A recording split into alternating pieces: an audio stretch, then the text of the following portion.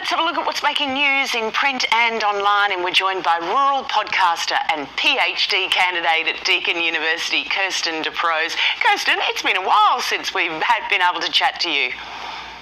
Hi Lisa, yes, I've been camping for a while, so I'm back, back here with you.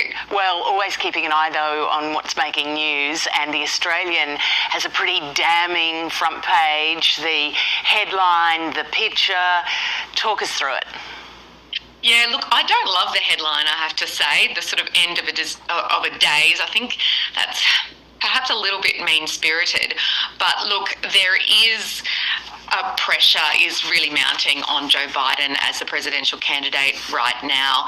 And I suppose this is what happens in journalism, and we've certainly seen it here in Australia with the multiple prime ministers we've been through, in that when a candidate, it's testing of the waters essentially. In the last couple of weeks, there's been this sort of growing whispers of Joe Biden not being the preferred candidate amongst some of the Democrats. There have been some Democrats who've come out and publicly said it, but most of this is going on behind the scenes. So the next few weeks are going to be quite critical as to whether Joe Biden steps down. Of course, he's been quite defiant, saying that he's not going anywhere.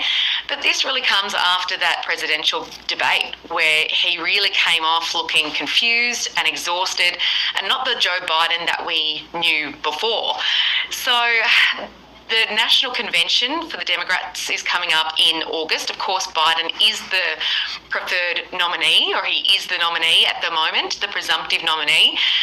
But whether he will remain is another thing. He could step down. If he does, who will take his place? The VP, Kamala Harris, is sort of the obvious choice, but then she's not all that popular and is also associated with the Biden administration, which is unpopular in some quarters because of its handling of the Gaza war.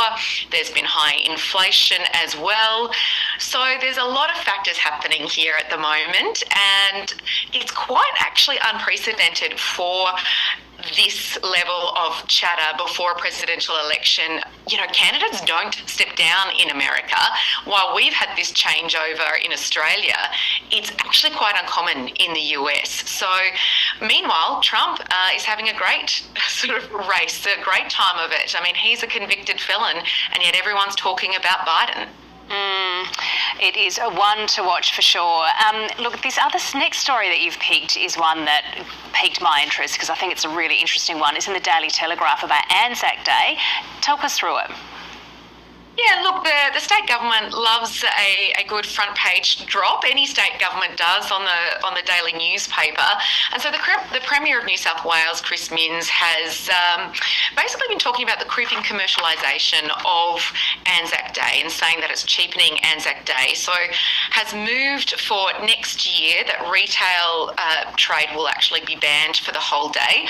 Previously, you could trade in New South Wales until 1 o'clock. So that's the main change. And he's also really hit out about some of the inappropriate festivals that might happen. There was a rock concert that has previously happened on that day. Of course, things like Two-Up and football games will still be able to continue. But it's really sparked a discussion about how we want to see Anzac Day in the future.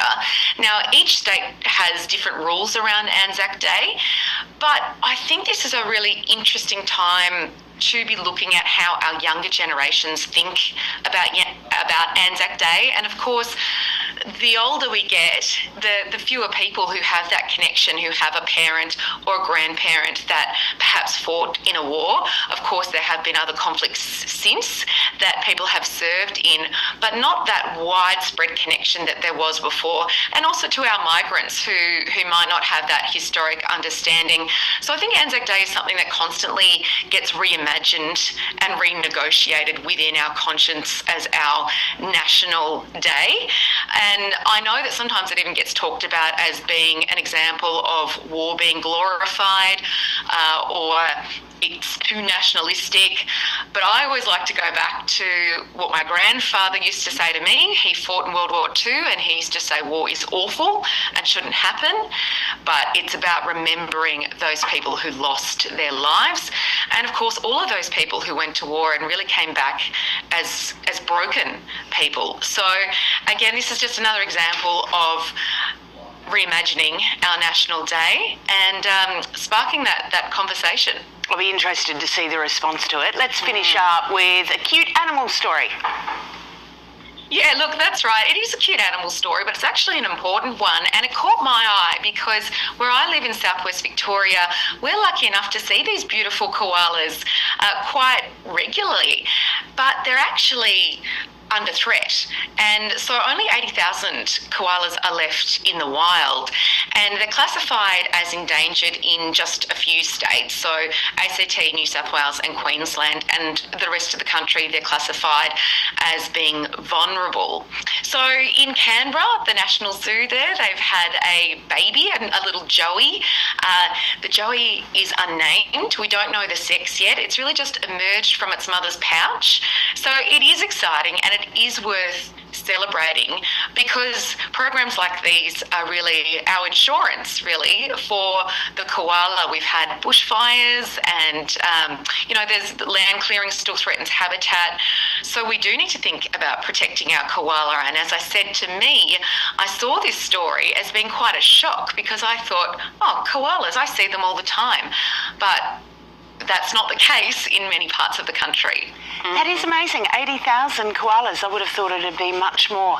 Apparently this Joey has a couple of sisters who are called Kira and Namaji, so we'll find out what the name is for this new Joey once they find out what this Joey's personality is like, because that's how you name them. Of course. Hey, Kirsten, thanks for joining us this morning. Thanks, Lisa. Thanks, Emma.